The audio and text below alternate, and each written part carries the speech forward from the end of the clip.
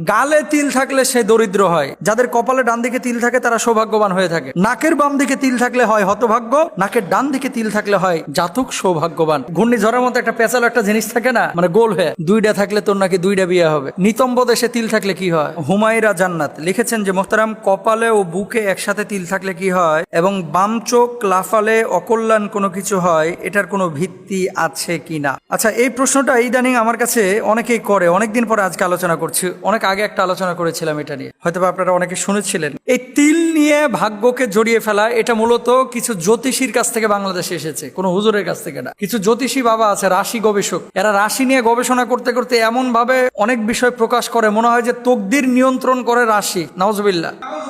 ভালো এবং মন্দ সব কিছু নিয়ন্ত্রণ করেন যিনি, একমাত্র আল্লাহ সুবহানাহু ওয়া তাআলা। কোনো জ্যোতিষী না, কোনো কবিরাজ না, রাশি বাবা না। এরা বিভিন্ন পত্রপত্রিকায় তো এখন রাশি নিয়ে অনেক কথা লেখে।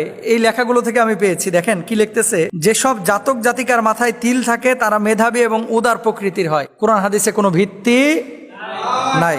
2 নম্বর, গালে তিল থাকলে সে দরিদ্র হয়। তো গালে তিল তো অনেক শিল্পপতিরও আছে, আরব বিশ্বের, ভারতের গালে তিল, এবং বাংলাদেশের প্রসিদ্ধ অনেক মানুষেরই গালে তিল আছে। আমি নাম বললে আপনারা অনেককেই চিনবেন, অথচ ওরা বলতেছে গালে তিল থাকলে দরিদ্র হয়। মিথ্যা কথা। 3 নম্বর, যাদের কপালে বাম দিকে তিল থাকে তারা নানারূপ কুমতলব আটে। নানারূপ কুমতলব আটে, মিথ্যে কথা। যাদের কপালে ডান দিকে তিল থাকে তারা সৌভাগ্যবান হয়ে থাকে। কপালে তিল থাকলে সৌভাগ্যবান হয়, নিতম্ব দেশে তিল থাকলে কি হয়? প্রশ্ন জাগে না? আমি যখন মাদ্রাসায় পড়ি, একটা ছেলে নতুন ভর্তি হয়েছিল, তো আমার 2 পায়ে আবার তিল আছে, এদিকেও আছে এদিকেও আছে, আবার 2 উরুর উপরে তিল আছে। উরুরটা তো আর দেখা যায় না, এটা তো আমি দেখি, কারণ ইন্টারনাল জিনিস। কিন্তু পায়ের পাতায় 2টা তিল আছে। দোস্ত, তুই তো বিদেশ যাবি, পায়ের পাতায় তিল থাকলে তোর বিদেশ যাওয়া হবে। তো পায়ের পাতায় তিল থাকলে বিদেশ, মিথ্যে কথা। এই সমস্ত জিনিস কোনো ভিত্তি নেই। মাথার উপরে তিল থাকলে, ওই যে দেখবেন অনেকের ওই যে কি করে, মাথার এই কোনায় যেখান থেকে চুলের উৎপত্তি হয়েছে এখানে একটা বাঁক নেয়, এটা আমাদের দেশে বলে, মানে আমাদের গ্রামে বলে টিক্কা। টিক্কা, এই যে এখানে ঘূর্ণিঝড়ের মতো একটা পেঁচালো একটা জিনিস থাকে না, মানে গোল হয়ে, 2টা থাকলে তোর নাকি 2টা বিয়ে হবে, এরকম কথা অনেকে বলে থাকে। মিথ্যা কথা, কোনো ভিত্তি নেই। ঠোঁটের উপরে তিল থাকলে জাতক হয় কর্তব্যপরায়ণ। ঠোঁটের নিচে তিল থাকলে সে হয় ভোগী এবং বিলাসী।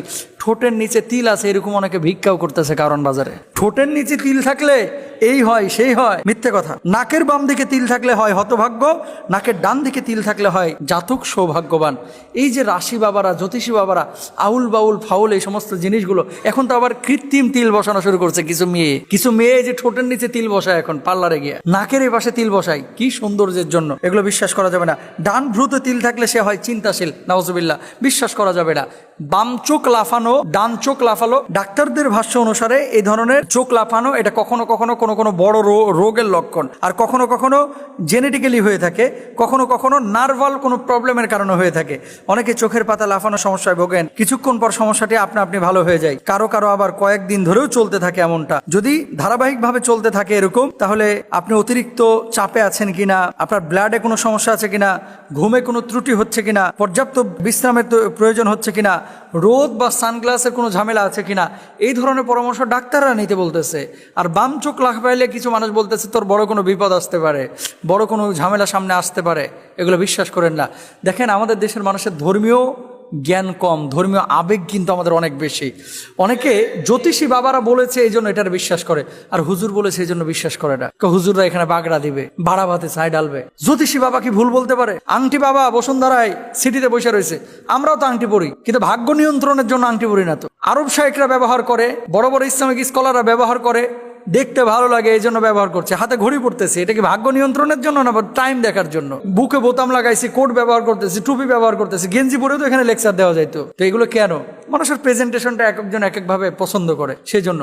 কিন্তু আপনি বসুন্ধরা সিটিতে যান, কিছু বাপ আছে এরকম, এদেরকে আবার বাবা বলে সম্বোধন করে। অমুক বাবা, তমুক বাবা, লালসা বাবা, কালাসা বাবা, হলুদসা বাবা, ফুতুসা বাবা। বাবার এক একটা আংটি বেছে, এইটা সাথে রাখলি তো সব মুশকিল আসান হয়ে যাবে। আচ্ছা ভাই, মানলাম হাতে রাখলে সব মুশকিল আসান হবে, তো তুই তোর মুশকিল আসানটা কেন করতে পারতেছিস না? ওখানে দোকানদারি কেন করতেছিস?